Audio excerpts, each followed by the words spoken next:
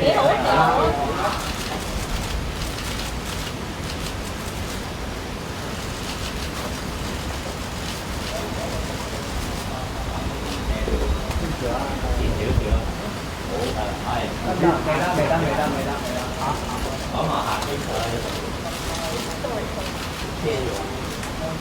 遮咗個人。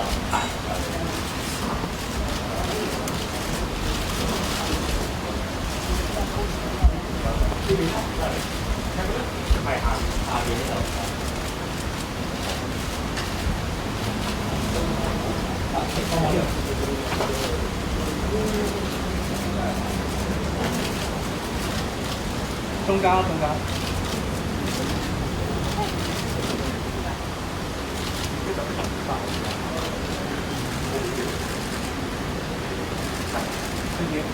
準備好未？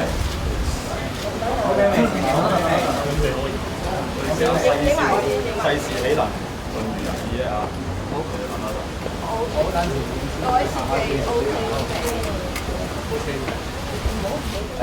啱啱咧就完成咗呢個選舉呈請嘅呢個程序啦，即係就將呢份文件遞咗入去，咁就已經係開始嗰個程序㗎啦。咁第一樣嘢咧，首先我要強烈譴責香港共產黨殖民政府咧，係不惜撕破香港嘅法治假象，都要打壓我哋香港獨立嘅人士。佢唔俾任何主張香港獨立嘅人士咧去進入呢個選舉，冇人能夠喺呢個選舉入邊主張香港獨立，而且係進入呢個立法會。喺香港呢個形勢非常之嚴峻，我哋必須要立即去思考我哋嘅前路。我哋要暫時放開其他啲小問題，我哋嘅前途問題係最大。我哋唔應該再去諗我哋需唔需要自決，唔需要再去諗我哋公投係咪要一個自決。我哋係要揾一個出路，揾一個新嘅方向。因為香港已經過往20年、30年係不斷嘅打圈、原地踏步，我哋必須需要出路。無論我哋嘅政見係點樣都好，政府都唔應該去阻止我哋嘅參選。如果呢個政府係唔俾任何香港獨立嘅聲音存在嘅話，佢絕對係一個獨裁政府，只能夠按照佢嘅意願去安排香港嘅前途。好，咁呢份嘅文件呢嘅內容呢，其實主要都係陳述翻呢個事實啦，即係呢個選舉我哋點樣去報名啊，有邊啲人報咗名啊，啲時序啊，選舉主任做啲乜嘢。咁入邊呢，我哋提到話選舉主任呢係違反法律地咧去審查我嘅個案，包括利用咗一啲唔相關嘅材料啦，譬如我喺 Facebook 上面講嘅嘢啦，社交媒體上面講嘅嘢，或者係我嘅政綱去進行一啲嘅判斷，呢啲並唔係法律賦予佢嘅權力。第二樣嘢就係話眾多嘅選民佢哋嘅選舉權係被剝奪咗。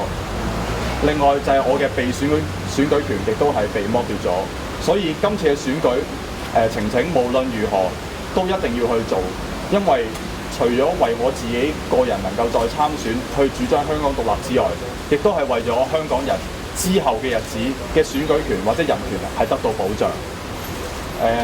最後咧就係要求法庭去判斷究竟今次嘅選舉成唔成立。唔成立嘅話就宣佈無效，咁之後咧應該係會有一個重選嘅。多謝大家。可唔可以講多少少你喺選舉呈請入邊咧，人士有啲乜嘢理據或者一啲乜嘢法律條例，即係去認為呢個選舉係咪有無效嘅地方？我哋呢份嘅文件咧係之後會應該係擺上網啦，俾大家去睇啦，詳細大家可以去睇。咁主要咧，我哋都係根據翻呢個選舉條例啦，即係譬如話呢個選舉主任要求我哋去答一啲嘅問題，係因為我冇去簽到嗰份確認書，但係嗰份確認書並唔係由法律所要求嘅，咁所以佢呢個嘅要求咧，亦都係無理、唔合法嘅。What's the reason behind this petition that you have recently gave to the High Court, and what kind of legal basis have you listed in your petition? The basis that we filed this election petition, the returning officer is not according to the law to decide whether my application, my nomination is valid or not.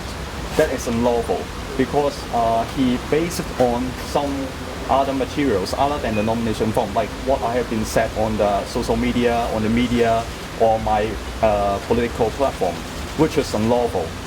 They can't just verify my nomination form according to my political stance, which is not lawful, unlawful.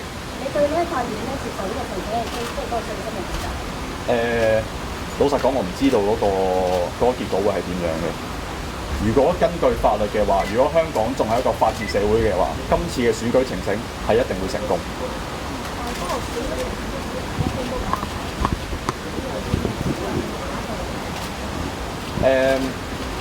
我亦都係唔知道個選舉呈請會用幾多時間啦，可能1年、2年、3年我都唔清楚。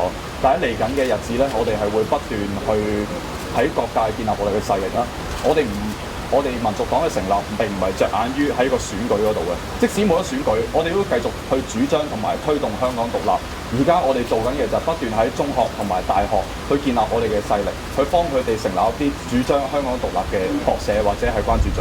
可唔可以講多次咧？即係其實你哋今次選舉呢個目的係即係你兩次達到個咩目的？同埋如果即係法院唔接受呈請嘅話，會唔會有即係其他政府嘅反對？第一樣嘢啦，如果選舉呈請係未被接納嘅話咧，我哋係會進行上訴嘅，一定嘅。咁第二樣嘢啦，就係點解要進行今次嘅選舉呈請咧？因為選舉權係我哋嘅權利，我嘅選舉權，新界西嘅選民嘅嘅選舉權，亦都係受基本法保障，而且係一個生來就應該擁有嘅一啲人權，我哋係必須保障翻我哋嘅權利。同埋就係我哋必須要將香港獨立呢個議程咧去踏入主流嘅討論。而家今屆立法會係冇任何主張香港獨立嘅候選人係成功入到去做咗立法會議員。